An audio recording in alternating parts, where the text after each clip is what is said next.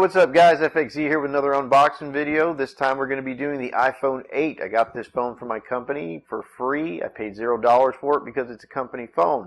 They're actually upgrading my current phone, which is a Galaxy S7 Active, which I've had for about 4 years. So let's get to unboxing this baby. So here we go, starting off with the initial unwrapping of the box, which Apple has made it very convenient to remove. On the front of the box, we're greeted with an image of the device and the color you chose. On the left side of the box, it simply says iPhone. On the bottom and top is an Apple logo, and the right side says iPhone again. This phone is a 64 gig model. It says it comes with the phone, Lightning connector earpods, a Lightning to USB cable, and the USB power adapter. This model also connects to all carriers if it were to be unlocked. Getting into the box itself, we are immediately greeted with the standard folder titled Designed by Apple in California.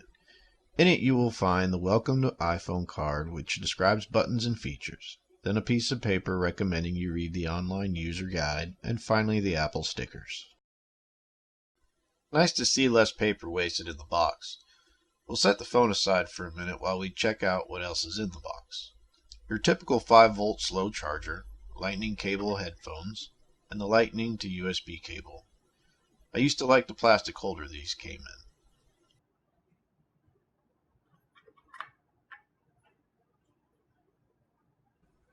Now let's finally turn our attention over to the phone. The always satisfying plastic removal. This is the last of its kind with the home button, forehead, and chin.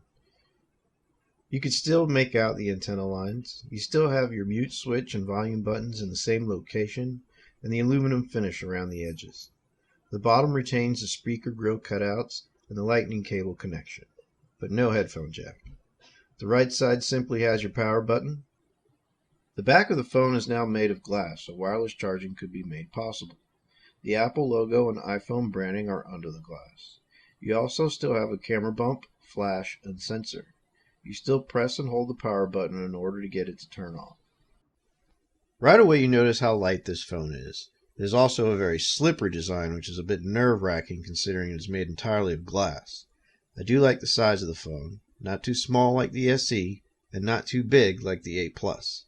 I did own a matte black iPhone 7, and I honestly see no reason to get this phone if you already have the 7.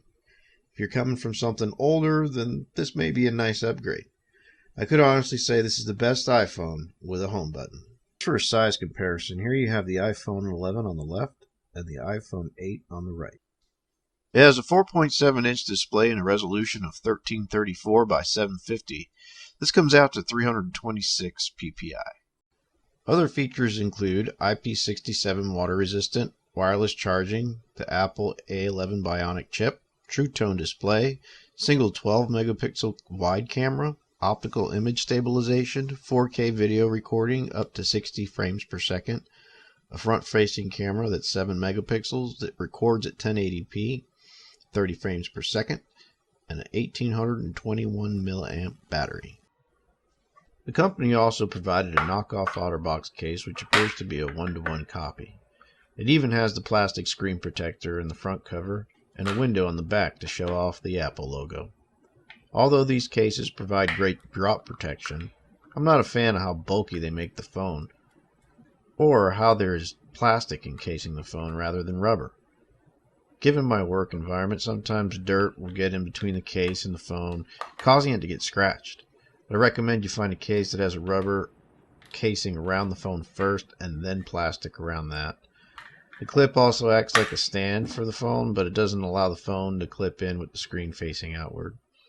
It's very similar in design to the OtterBox Defender series, so it should provide great protection. Finally, I took some pictures throughout the week, and they seem a bit blown out and oversaturated, but they do have a lot of detail. So that's it guys, that's my review on the iPhone 8. I hope you guys enjoyed the video. If you did, give it a thumbs up. If you haven't already, please subscribe. Thanks for watching.